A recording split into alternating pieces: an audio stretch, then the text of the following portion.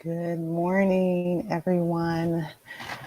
This is Dr. RG. This is Courageous Conversations Connect Space, where we're having our quarantine talks. This is Wednesday, May 6th, and this is week 8. I think it's maybe day 31. Good morning, Billy Joe. Good morning, my IG family. I'm sorry I was a little behind this morning, working on a project for this evening when we're doing a webinar for my sorority, Delta Sigma Theta Sorority Incorporated. We're having our first mental health series all month, and every Wednesday there's going to be a different format. But tonight we're doing a webinar on mental health. So I was preparing for that. So I was a little behind, but I'm here. And you're here. And we're glad. I am so glad to see you. You guys give me energy. So thank you for joining. Let everybody know that we're here. Do your share, post, your thumbs up, your hearts and happy faces and all that good stuff, because that helps with the algorithms, okay? We're going to take a quick break and for our sponsors, and we'll be right back. Stay with us.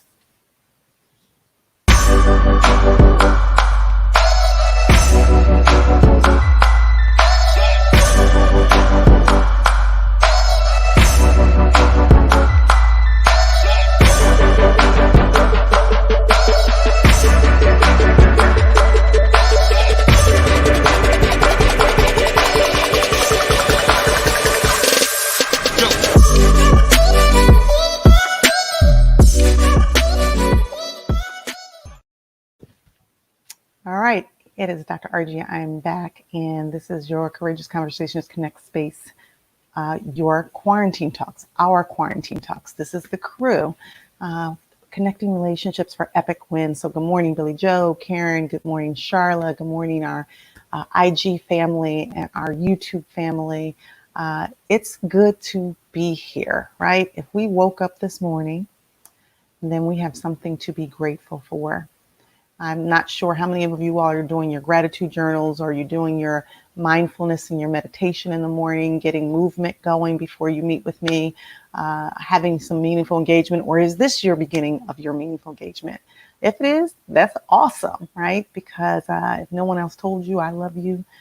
We love you, Morgan and I, and this is going to be a great day and a great conversation that we start out with. So just a few things that I want to keep you abreast of tonight. If you want to join the webinar, the mental health webinar, you can go over to my Facebook page and find the flyer, and there is a link that you sign on to, and you can register for that. That's going to be tonight at 6:30. I also wanted to highlight tonight at 6:30.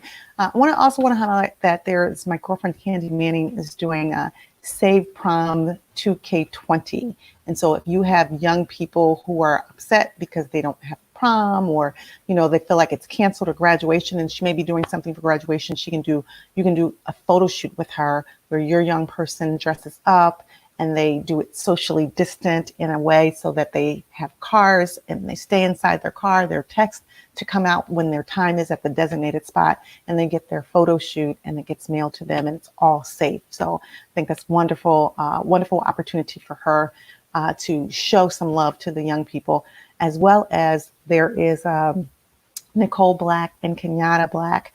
They own Philadelphia Diamond Company, and they are giving away 15 beautiful gifts. They are diamond necklace to 15 deserving moms who are essential workers. So all you have to do, I'll post that flyer too, or you can go over to their IG or Facebook page and click on the link. And then all you have to do is I think it's a 200-word essay on a mom that you believe is deserving of this gift. And it has to be in by the 9th of May so that they can mail it out directly to the persons that they select. So keep that in mind. Those are two things that people that are very, very close friends of mine and Morgan's are doing to just help out. This is what we do as a family, as a community. We try to find ways that we can support one another. So that's awesome. So you know what we do in the very beginning of our talk together, we breathe, right? So please tell me who you're breathing for. Good morning, Sydney. Welcome to the Courageous Conversations Connect space, where we're having our quarantine talks. Who are you breathing for today? Are you breathing for your loved one who might be in the hospital? I just heard yesterday that Renee Moore passed away. So we're sending prayers up and breathing for her family. She, no matter what your thoughts are about politics, we're all in this together. And she certainly has done so much for the community as an entrepreneur, as a small business owner, as a person that sort of became a blazer in the Republican Party. Oftentimes we need our faces in the places that don't necessarily look like we should be there, but we do need to have a seat at the table to make things go. And so our hearts go out to her family as well. And so who are you breathing for? Are you breathing for essential workers, those persons that are still out there on the front lines? We're still in a war, by the way, right? Just because we had a great weekend and it was wonderful weather and people went out and oftentimes didn't abide by the social distancing rules, if you will, does not mean that we're not in a fight, and does not mean that there are not nurses and doctors and grocery store workers and pharmacists and flight attendants and gate agents and postal workers and truck drivers. Those people are still putting themselves on the line for us. And by the way, a special shout out to the people that are in my profession, which are the mental health care workers. By the way, when we get through this, because we'll grow through this process, this too shall pass, there's going to be a little bit of a fallout. And I believe that many of our mental health care workers, professionals, are feeling the impact of it because people are experiencing extreme anxiety and often depression, which we talked about yesterday, sometimes having panic attacks. And so we're in the trenches too. Even if we're able to do teletherapy and work from home, and some people are not, we're in the trenches every single day doing this work that we feel is part of our ministry, if you will. So keep that in mind. Tell me who you're breathing for.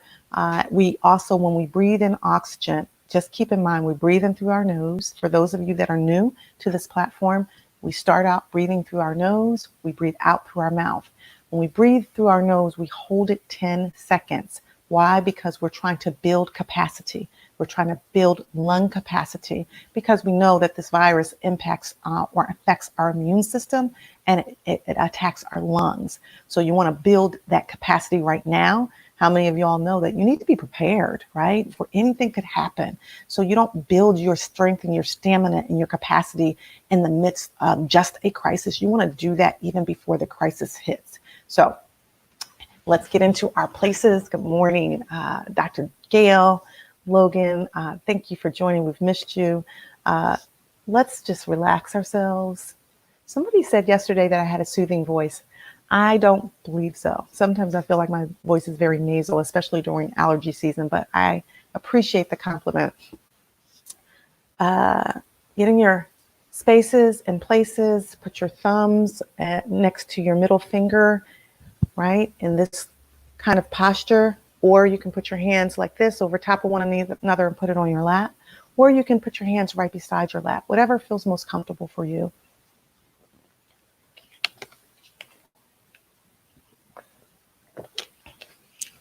And at the sound of my voice, as you all are telling me or thinking to yourselves who you are breathing for and who you are breathing with, maybe we're breathing for and with our leaders, our local leaders and our national leaders. We need to breathe for them too, because they are making difficult decisions. By the way, voting's coming up and you still have time to actually go in and get your early ballot voting information so that you don't necessarily have to put yourselves in harm's way by standing in line. So make sure that you do that.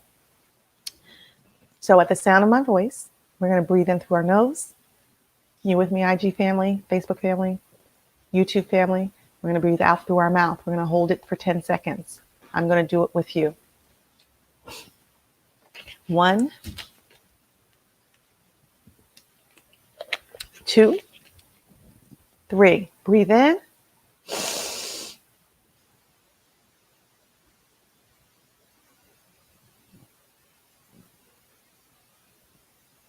And out. Nice long deep breath in.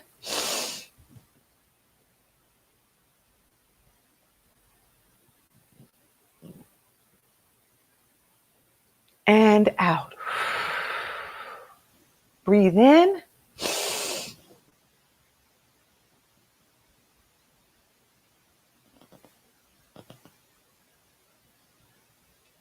and out. Breathe in.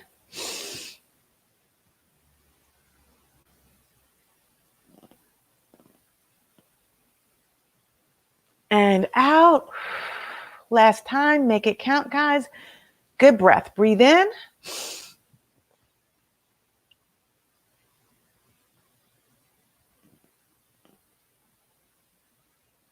And out.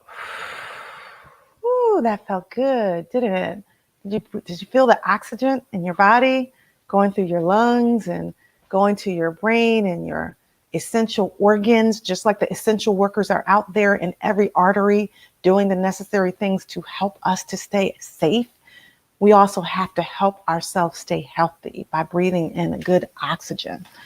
So that's really important. So I kind of wanted to start out. I don't know if you all know this book. I missed you. Yeah, I missed you. It's called Good Grief. And today we're specifically talking about how to manage grief.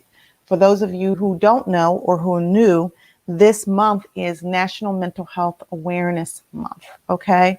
And so all week we're talking about mental wellness during COVID-19 and really how to talk to your loved ones about certain topics.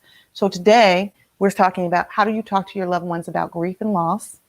Yesterday, we talked about depression. The day before, we talked about anxiety and stress. So grief and loss is very difficult. There's a whole bunch of twists and turns having to deal with grief and loss. And I want you all to share, if you will, first share this platform with others. Let them know that we're here. Go on over to YouTube if you haven't yet and hit the subscribe button.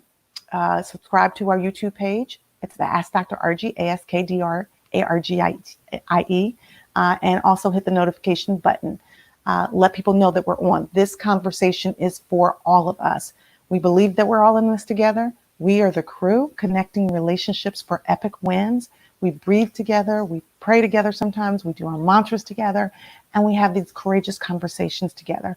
And we want everybody to have this safe space where they can process. Even when we've grown through these quarantine talks, if you will, we're going to have other content for you. But we really want our crew connecting relationships for epic wins to expand, right? We want other people to experience this. So if people can't experience it in real time, share it on your platform so that they can experience it at the time that is more convenient for them. And hopefully they may be at some point able to join us live. And so this little book right here is a little pamphlet called Good Grief. And it is by Granger E. Westberg. He has a lot of various literature out there related to grief.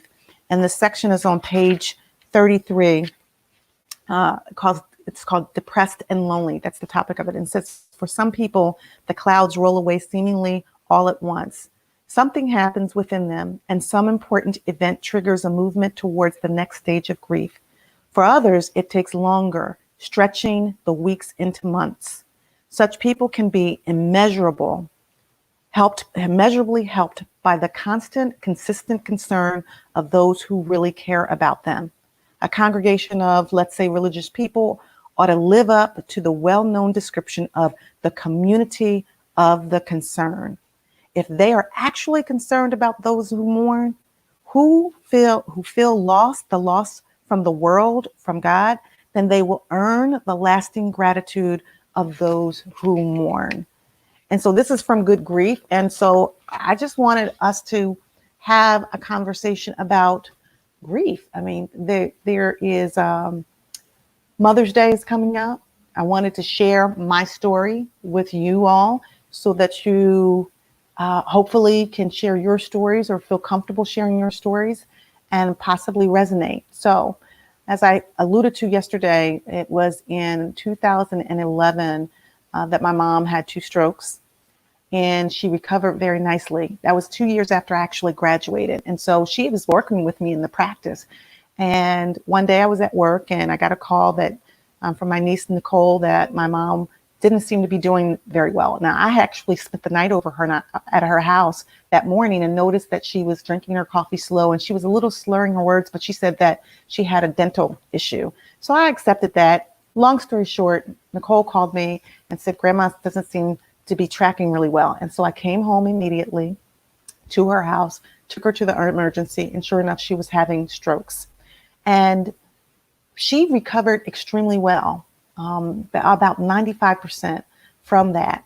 But from that experience in 2011, she was then diagnosed with lung cancer. And it caused me, and how many of you all know that there are times when you actually get a moment of clarity? And my moment of clarity was when she was diagnosed with cancer. And I said, you know what? I'm going to double down on this relationship. I'm going to enjoy every moment that I have with her. And as a result, I used to call her Sunshine. We had 3 beautiful years together where we spent almost every day laughing and enjoying every single doctor's visit, every single lunch that we had, when we would watch sporting events together. We really had a great time.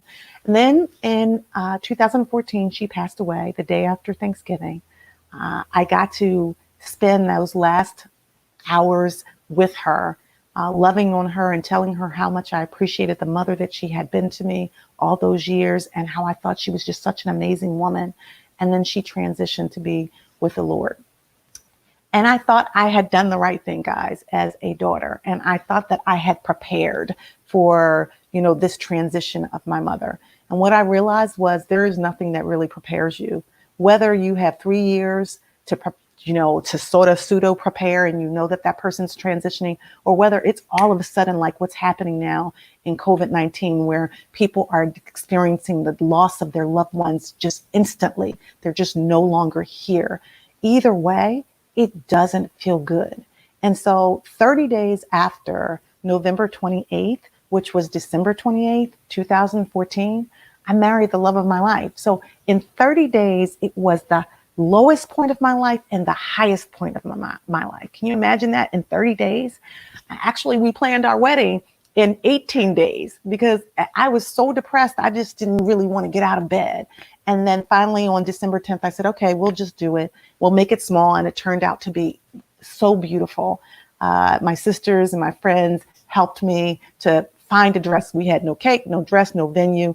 We had really planned for our wedding in May of 2015. So we sped up things and got married, which dumped me out to 2015.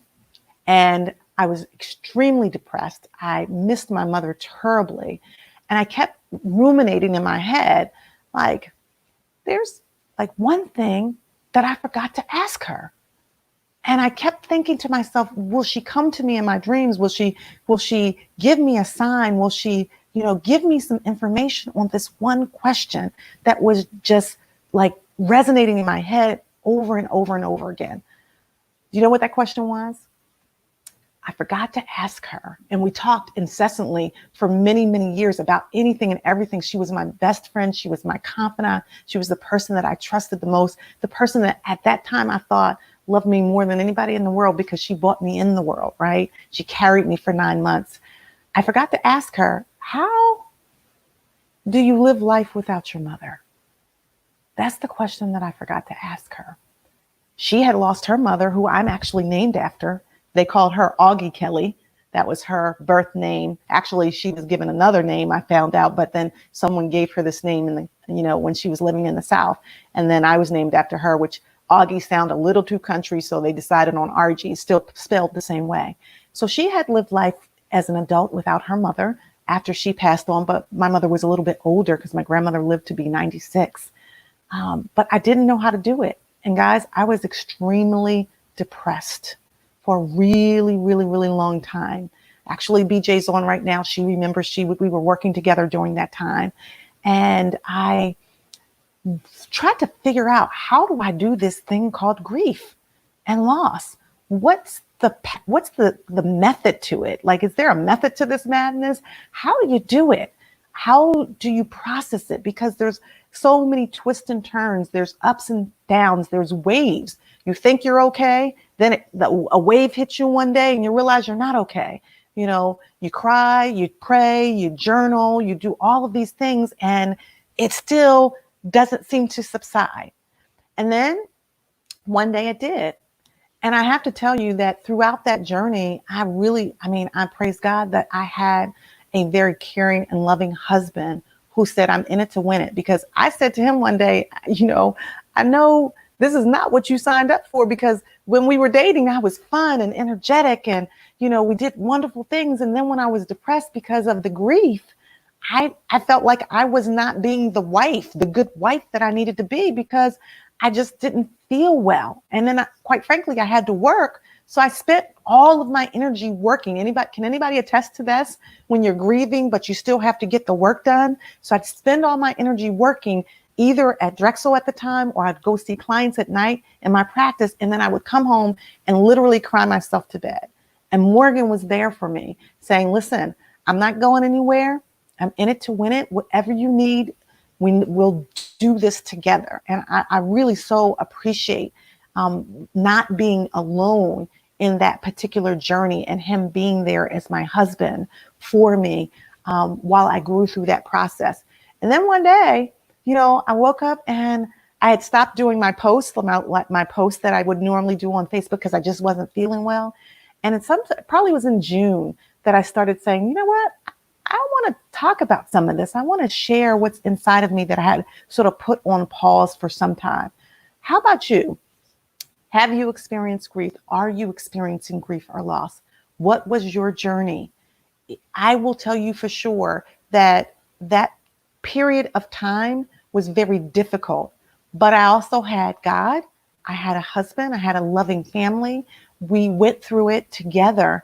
And the truth is that there were times when I actually thought that maybe nobody really fully understands this, because I wanted other people that are experiencing this grief to do it in the same way. But everybody doesn't experience grief in the same way. And so once I actually got to a place where I felt more comfortable to share and to process, I knew that I had to begin to share this story with others, because this is when you lose a loved one, it is quite frankly the most public and private thing that you can experience, because no one else is experiencing that relationship the way that you are. Yet, if you live long enough, you're going to lose someone that you love, and you're going to have to figure out how to grow through it. And for some people, it takes a short period of time. And for others, it takes an extremely long period of time. So for those of you who, let's say, we're about to embark on both Mother's Day and then in June, Father's Day, have you grieved the loss of your loved one?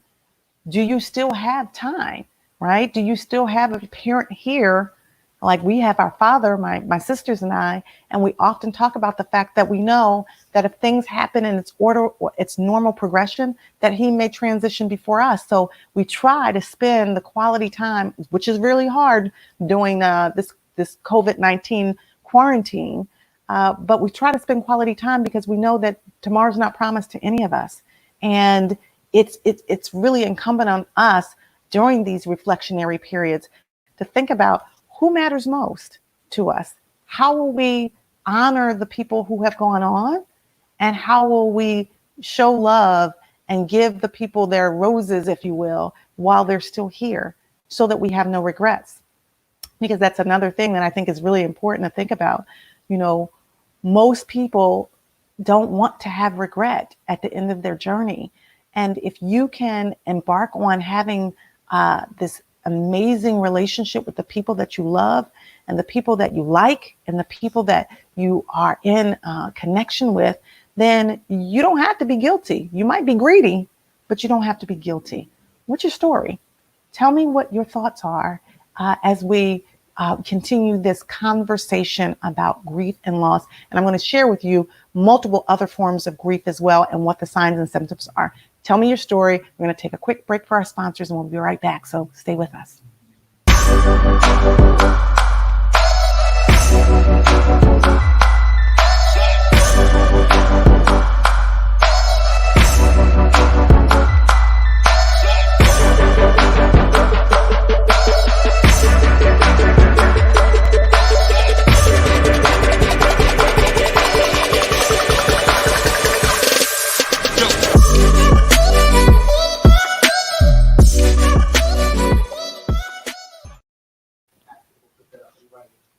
Okay.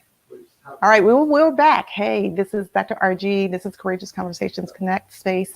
and this is the Quarantine Talks. And so Morgan was reminding me during our big break, our quick break, that we are going to do something new where we have you can type subscribe in the message section of Facebook in order to subscribe. So notifications and of all your events and stuff. Gotcha. You want to be notified, type subscribe in the message section.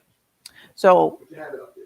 So if you want to be notified of all of the things that we're doing, if you can type subscribe in the messenger section of Facebook, then you'll get notified of all the things that we're doing. Very similar to, I guess, what they're doing in YouTube, where you hit subscribe and the notification button, and then you get all the information about the things that we're doing, because we're always sitting, we're always in meetings thinking about the innovative ways in which we can bring this content to you and bring these conversations, these courageous conversations.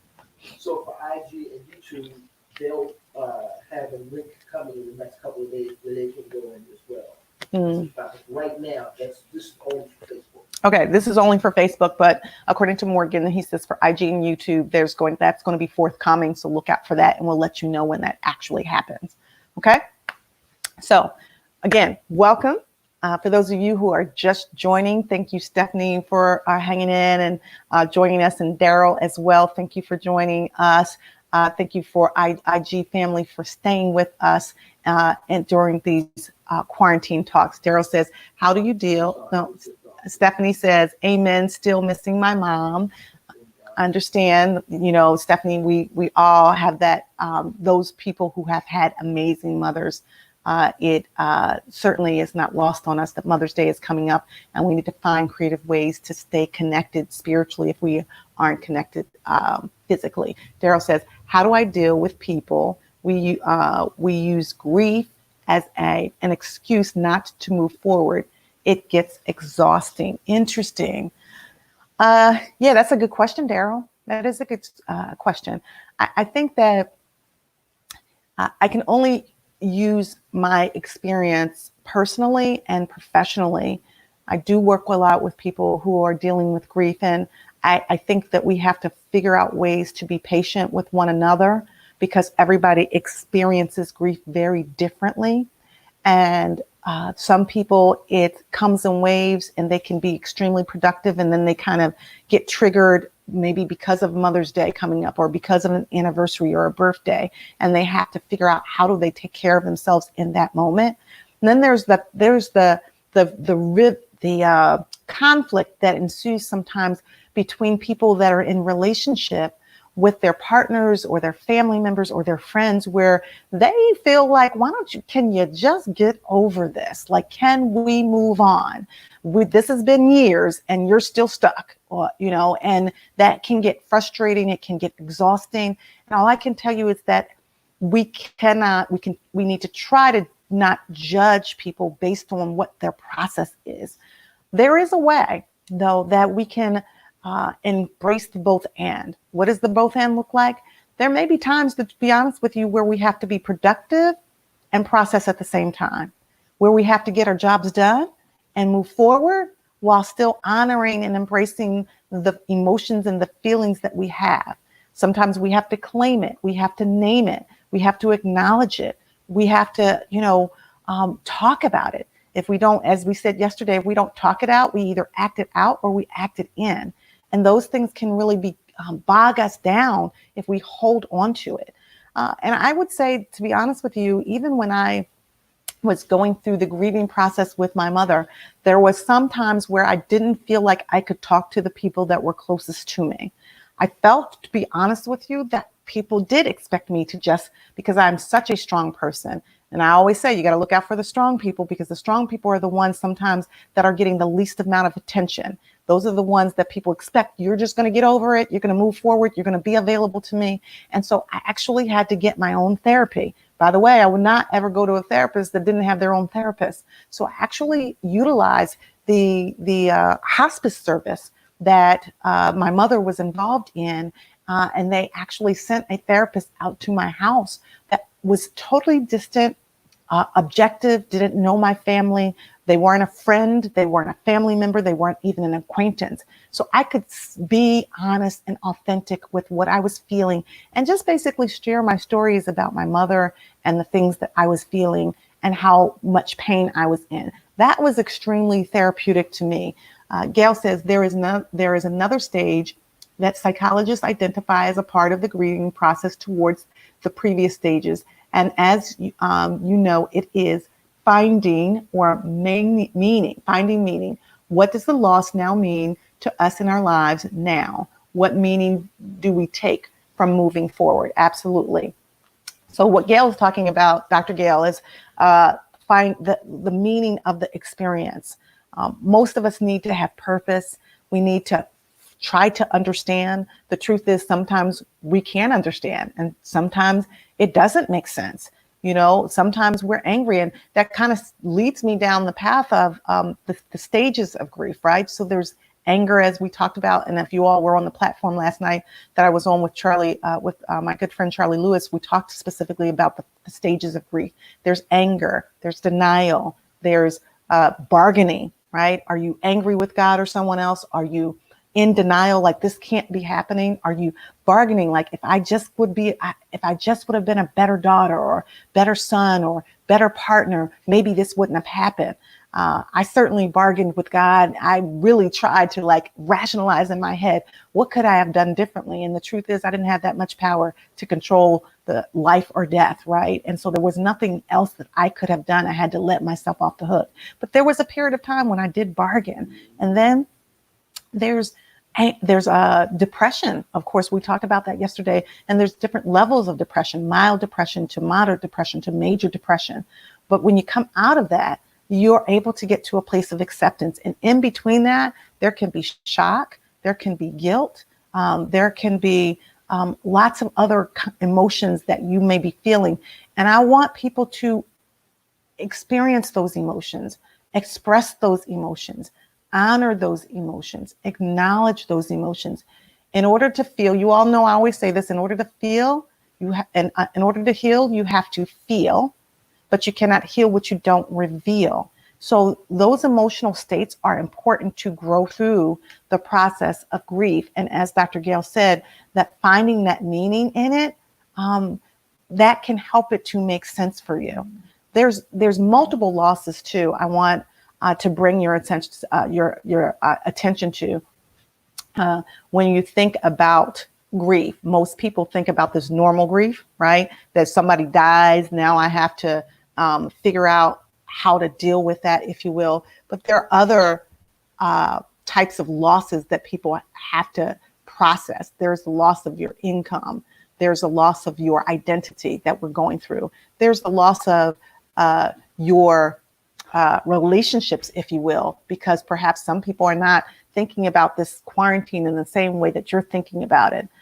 There's the loss of our community, right? Most of us have gone to either church or work, or we've gone to parties and, graduations and things like that. And so in some ways we're losing our community in the way that we knew it, and we're creating new community.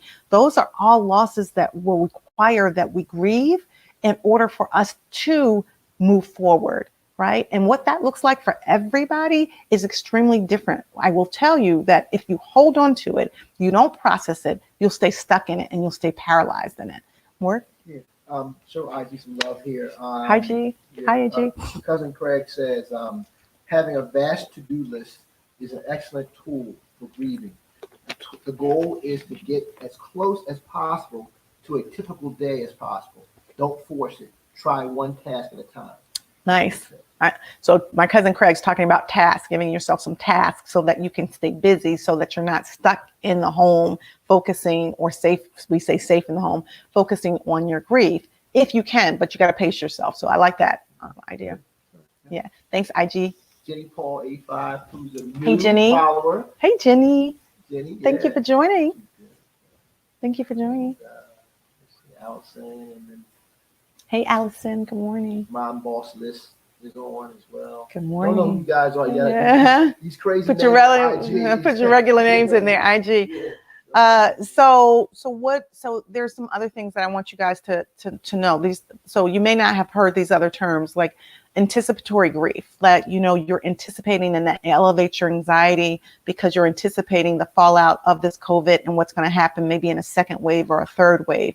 Or maybe your family members are going out now because they've got cabin fever and you're anticipating that somebody gets sick. That's increasing your anxiety. There's complicated grief because there's not a reason for it. And so it gets very complicated, or chronic grief that lasts very, very long time, along with delayed grief. Delayed grief is a little bit different because you're not grieving in the moment and you're just going about your day doing whatever you're doing. And then it hits you maybe a couple years later and you're like, what's happening? And it was delayed. There's also this distorted grief where you're projecting onto someone else. I want to get through this list, and then we'll have the conversation about it, because I want to ask you guys if you've ever had any of these. So are you distorting the grief so that you're projecting it onto someone else, that they made it happen? Or exaggerated grief, where you're having exaggerated effects like anger, frustration, but it's manifesting itself in maybe drinking too much, or using drugs, or engaging in high-risk behaviors. Unresolved grief, you're just, like Dr. Gail said, you're unable to find the meaning in it, so you're unable to resolve it. Or mask grief, where everybody else knows you're grieving and you're masking it. You're like, I'm okay, nothing's wrong with me, I'm good, and you don't even have any affect or emotion, so you're masking it, you're holding it in. That's not really good. And then sort of disenfranchised grief, and then cumulative and secondary grief. Those are all the different forms of grief that I believe that we need to sort of understand a little bit more, so that when it happens to you, that you'll understand it better and you'll be able to inform other people. Cynthia? I'm curious, you asked the audience if anybody can share what the experience has been. Like you said, everybody can be different. Sure. I'm really curious if somebody can kind of just share with us, the group, what they went through and how they got through it. Can you guys share? And as I said before, can you share your stories of your own grief? And have you gone through something similar to this? Do these types of grief that I just mentioned ring a bell to you with what you did, how you felt, or if someone has gone through grief and have not been able to really process their own emotions about it? We're curious as if that's happened for you, and what did you do? Did you go to therapy? There are grief therapists out there that will be able to help you process if you can't do it on your own. Did you try to do it on your own, or did you go to God and, ask for God to support you to help you process this? Did you journal? What did you do? We're curious because your story, here's the deal about our stories. Everyone has a story. We have multiple stories, and our stories are not just meant, our tests, quite frankly, are not just meant for ourselves to grow through. It's a testimony to share with other people who actually, it gives them hope. It gives us hope in the midst of this. And we're acutely aware, which is why we're talking about it, that grief it's vast, right? And my cousin Craig, he was just talking about the things that he does in order to grow through the day or get through the day. And I know that he just lost his aunt recently, who was very, very important to him. And so we're all going through this in the moment, in real time. And I also think, quite frankly, that when we talk about that cumulative grief and that secondary grief, that's more than many of us have ever experienced before, where we might have the loss of a loved one, but we don't have multiple losses of loved ones all at the same time. I've heard stories of families of 4 and 5 that all ended up with COVID-19 and ended up dying or being very, very ill. So it's even grieving how you functioned in the world and not, as a person who's now sick, that maybe you never were sick before. What's your story? Tell me.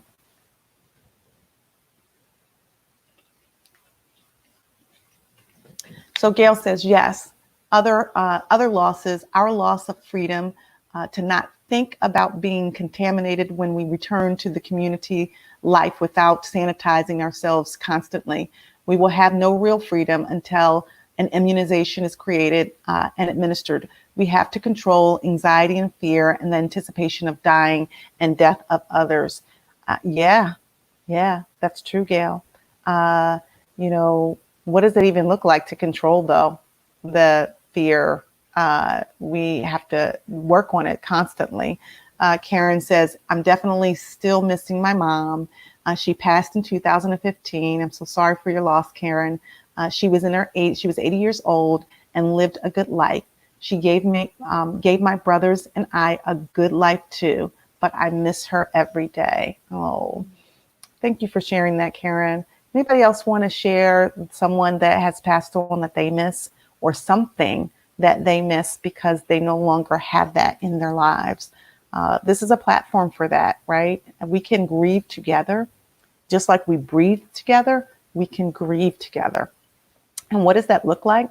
Some people were telling me, as I said to you before, I was asking my mom, how do you move on without your mother? What do you do?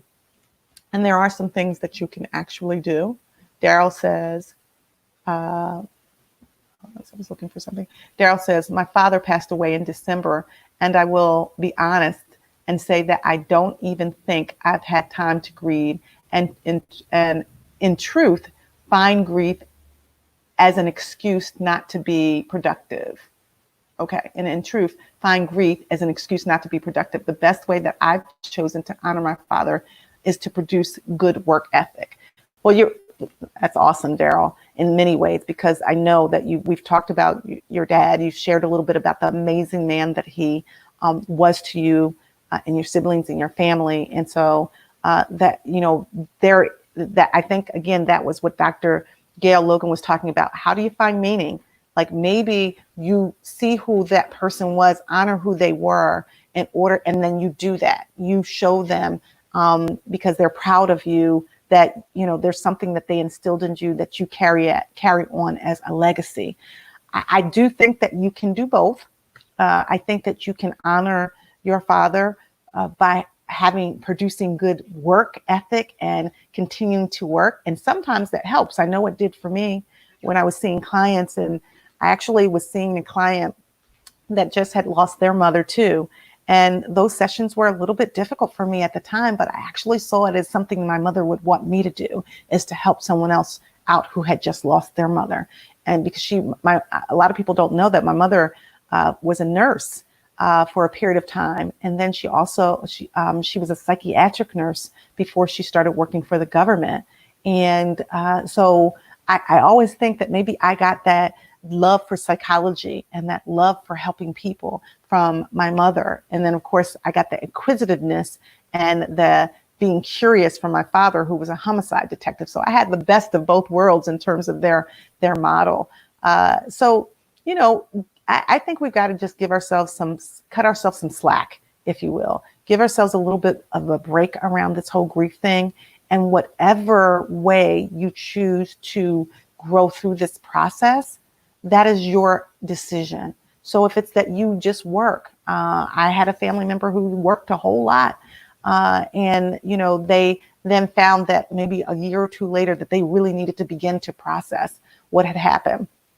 Family is hard. I mean, this conversation, interestingly enough, is about how do you talk to your loved ones, or how do you process with other people what grief looks like for you, or how do you process with yourself what grief looks like for them? Because the truth is, sometimes we don't always agree, right? There are times when I believe that we want allies in our process, right? So we want people to be feeling what we feel and doing what we're doing. And we kind of create a narrative in our heads like, well, if we're feeling blue, then why aren't they feeling blue? Or if we can't get out of bed, then why are they going on with their life as if nothing ever happened? And we don't get to choose how they experience their grief, nor do they get to choose how we experience our grief. So there's 4 steps to this whole process, I believe. So when you ask, what do I do about my grief? I would say, give yourself permission to feel. That's step 1. Get support if you need it. That's step 2. And support can look lots of different ways. It could be like for me with my husband, Morgan, or it could be going to therapy, or it could be just processing in a group.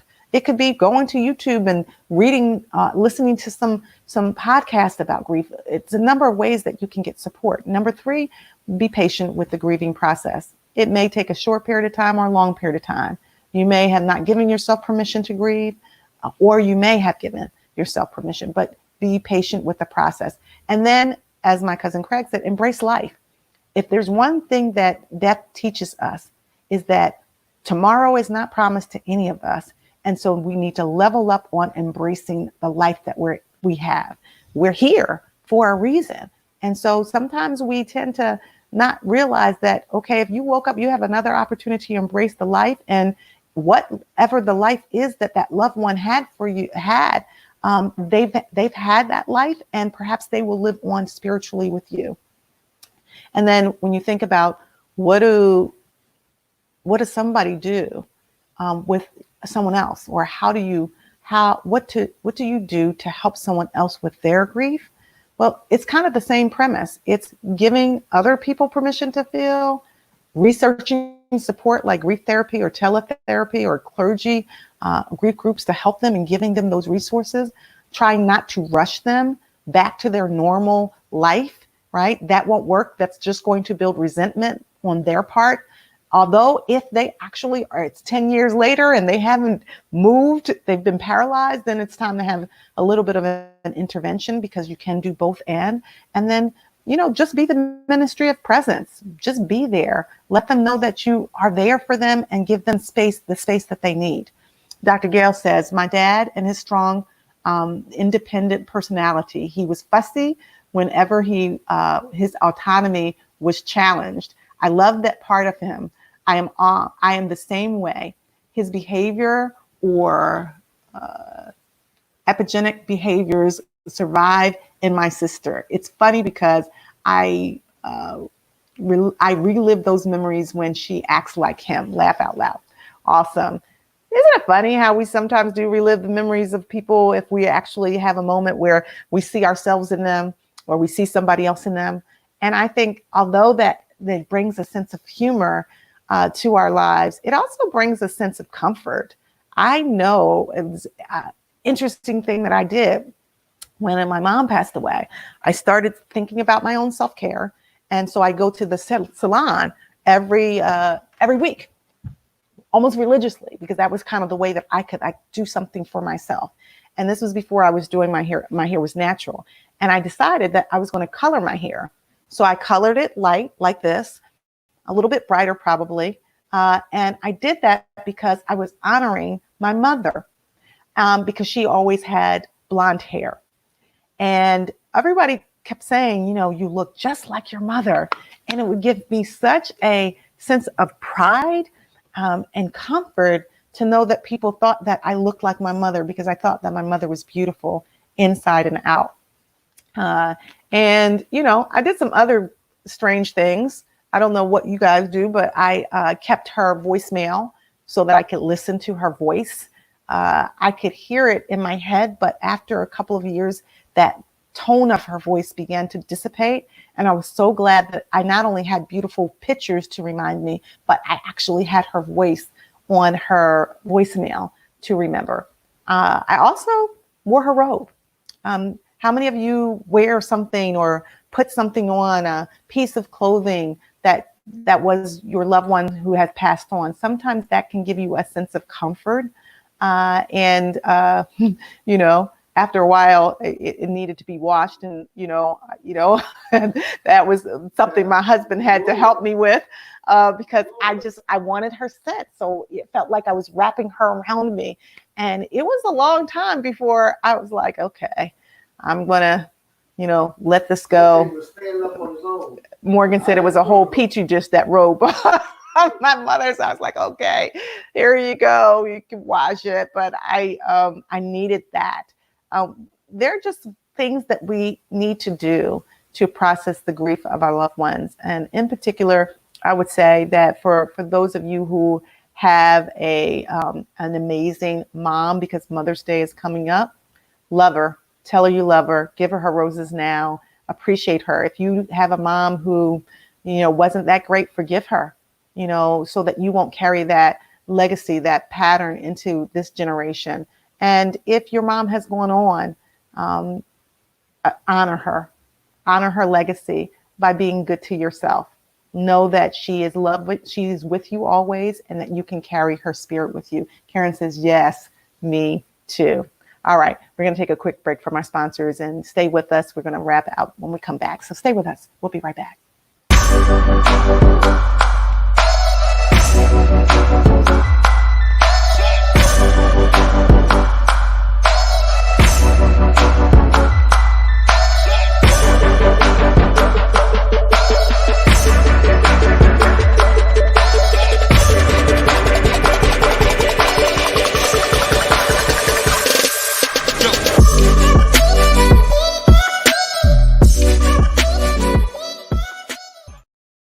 In the middle group, hey, this is Dr. RG here, and this is our quarantine talks. Karen says, I still buy the scents she would wear. Oh, gotcha. Still buy the scents that your mom would wear. My mom likes Chanel. I think that maybe I should do that too. That's a good suggestion. Although I don't really like strong perfume or cologne. But whatever we do, I was saying to the IG family, and I would say to our YouTube and our Facebook family, as you share this, this is a week that we can honor the moms that we had, if they are no longer here with us, the moms that we have, if they are here with us, and if there are moms that have filled the gap. Quite frankly, if there are moms like me, I am not a biological mother, but I certainly have mothered, right? I have mothered my nieces and my nephews. I've mothered my mentees, and I've mothered students and just people at my church community. I've done a lot of mothering. And I don't think that you have to bear a child to raise a child. There are other ways that we can show love to human beings in this place we call our community. And so this week, that's what we're going to be doing this weekend, honoring our mom. You didn't highlight it. I don't see it highlighted. So, okay. Oh, okay. Yeah, but it's a little bit tiny for me to read. So type subscribe in the message box. You want to read it? Oh, okay. Okay. So Morgan wants me to remind you guys to type subscribe in the message box on Facebook so that you can get all the notifications of the things that we are actually doing. We would appreciate that. And then in the IG and the YouTube, that's going to be forthcoming. Also, I want to remind you guys to sign up for the webinar that I'm going to be doing tonight at 6:30 for my sorority, Delta Sigma Theta Sorority Incorporated. This is going to be the first of 4 webinars that they're going to do every Wednesday at 6:30. If you go on my Facebook page, you'll see the link, and you can highlight that and sign up for that if you so choose. That would be awesome. And again, just honor yourselves. This is a time of reflection that we are in. And I would say that as we are thinking about the weather and people going back out, as the phases are happening where the cities are reopening, make good choices. Make good choices for yourself. Make good choices for your family. The thing about grief is that it is long-standing. Sometimes it's long-suffering. And I heard Dr. Fauci say that we have to make good choices for ourselves. No one can force us to do what they want us to do, but we have to calculate how much death, loss, pain, and suffering is acceptable to you in order for you to get back to some sense of normalcy sooner rather than later. Ask yourself that question. That's what I'm asking myself. And quite frankly, I don't quite frankly relish experiencing a lot more pain or loss or grief, especially with the loss of a loved one. So before you make that decision, while you're having cabin fever and feeling really like you've done the things that you were supposed to do and now it's time to break out, recognize that this virus is still out there.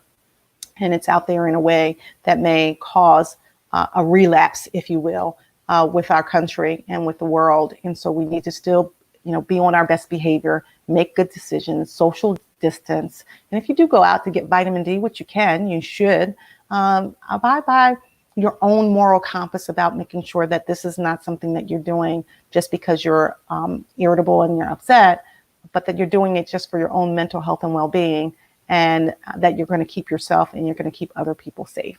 So we will continue with these conversations. I'm going to see you on tomorrow, Thursday. And if you choose to join tonight, that'll be great too. And we're going to have our Courageous Conversations Connect Space. Of course, we're here every Monday through Friday at 10 o'clock. And we're having our quarantine talks. So thank you so much for joining. We appreciate it. We will see you soon. Have a beautiful day. Nobody told you that we love you. We love you. Have a beautiful day on purpose from our heart to yours.